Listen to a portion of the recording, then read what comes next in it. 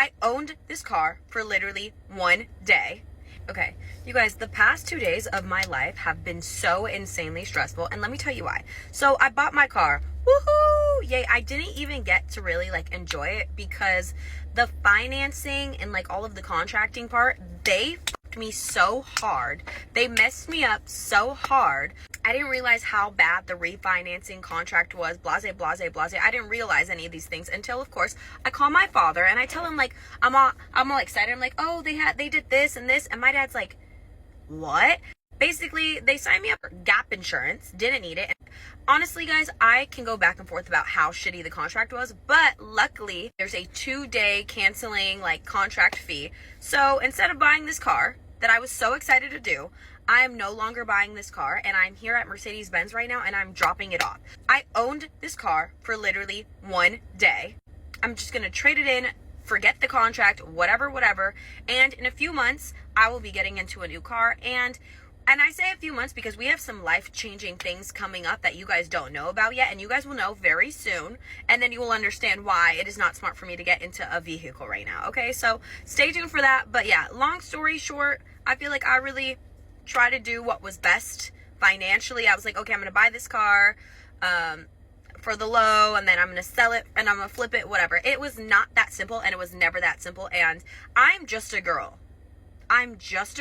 Walking away from the situation, I can say that I learned a lot and what not to do moving forward. So I am blessed and grateful for that.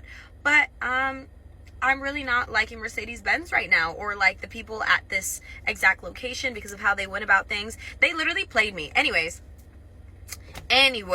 I'm here. Let's drop it off. Whatever. I brought Pumbaa. I brought him today for some emotional support. Come on, Pumbaa. Let's go.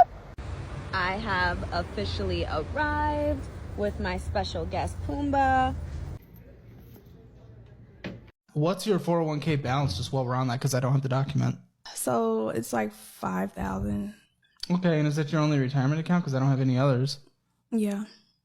Okay, so your previous job, you rolled over into this, or you didn't have things? So I have taken out my 401k. Why? Like, multiple times. Multiple times? Why? Why possibly? Because like, I don't know. People have told me like you can just take it out. So.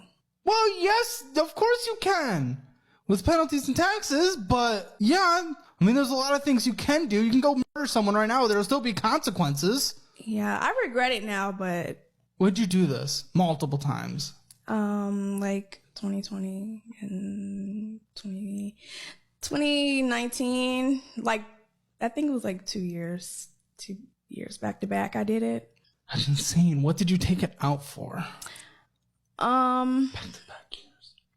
What even contribute? I did use some of it when I purchased a house. Okay, so you use that towards the down payment on a first home? Yeah. Okay, that's okay. So you were able to use that penalty free. Well, I didn't know what I was doing, so I think it was a penalty. Well, I know you can take out of IRAs. 401k should be the same. I just want to extra confirm. Okay, so this was just my ignorance on this. No, you still likely succumb to a penalty. Yeah, there was still a taxes. penalty with that. So why? Because what you did essentially with the penalty, you paid a 10% interest rate at minimum. Yeah. On the money to put it out. Did you know you wanted to get a house? Yeah. Then why the was it in a 401k? I don't know. Well, to be very clear, with the money that's left in there, which I don't even know if it's going to stay in there because you've withdrawn twice, but either way, the money that's in there, you're desperately behind on retirement. Yeah. For the second half of your 20s. And you've lost and ruined because of what you decided to do. You've lost the best decade of your life for compound growth. That's beyond disappointing. Tell me about this house. What was the purchase price? Like 130. 130 was the house. In Nashville? No, I moved like 45 minutes outside. Oh, even still, 45 minutes outside of Austin, you couldn't find anything even close to that. So that's actually incredible. 140? 130. 130. Wow. Yeah. Congratulations on that. Well, how much did you put down? 3%. 3%? Mm-hmm. Oh, okay. What even is 3% of that? That was like 3,000. Jeez. That's okay.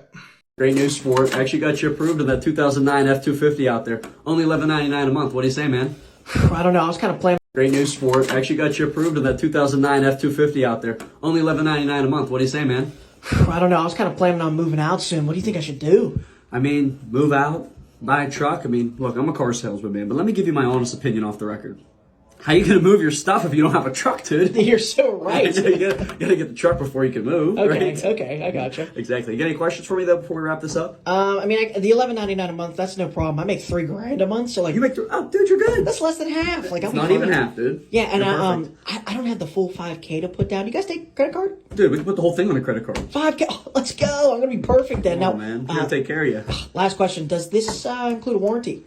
So I know we went over that, but the bank's not going to finance the warranty. But honestly, with only a little over 200,000 miles and you're only financing for 84 months, you don't even need a warranty because this thing's not going to give you any trouble. And then it'll be paid off, and you'll be coming back to me for another one. You know, so I won't even worry about that, dude. You'll be golden. Trust me. I mean, it does only have 200,000 miles. I should be fine, That's nothing right? for an F-250, bro. Cool. All right, so if you don't have any more questions for me, just sign there. We'll get it wrapped up today. Let's do this. Suck it. Congratulations. Wait, what did you say? All right, old son, I crunched the numbers for you, and with a credit score of 400 and no down payment, it was a little hard, but I think I got something worked out. How does $1,500 a month sound for 72 months? Oh, dude, awesome. I can't wait to drive around the neighborhood. All right, relax, buddy. Don't forget the insurance now. Insurance probably going to be about $500 for this bad boy. Is that going to be all right? Oh, no, that shouldn't be too big of an issue. I didn't really think I was going to get it. Like, my $30,000 a year income's not too big of a deal. Like, No, it's not a big issue. Just picture yourself driving up to the job site every morning in this bad boy. Just envision that. oh, I can see it now. Exactly. And keep in mind, the maintenance on these things is a little more than the 94 Chevy you traded in. Oil changes, they're going to run you 150 plus, and tires, they're a lot more too. So just keep that in mind, all right, bud? I ain't worried about it, bro. I just can't wait to post this bad boy on my social media every single day. Cold start, hashtag power stroke.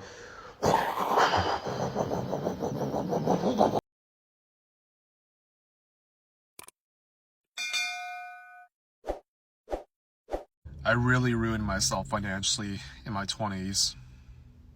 Here's why. In my 20s, I had, oh God, do I have some poke bowl sauce on my beard? Anyways, in my 20s, I really had no concept of personal finance. I thought that my main goal was to increase my salary and I would be okay. Needless to say, I was a bit of a dumbass. There was a point, I think in my 20s, my savings, like my total savings. Luckily, I was good with contributing to my 401k because my mom kept getting on my case about it. I was like, fine, fuck it, I'll put money into my 401k.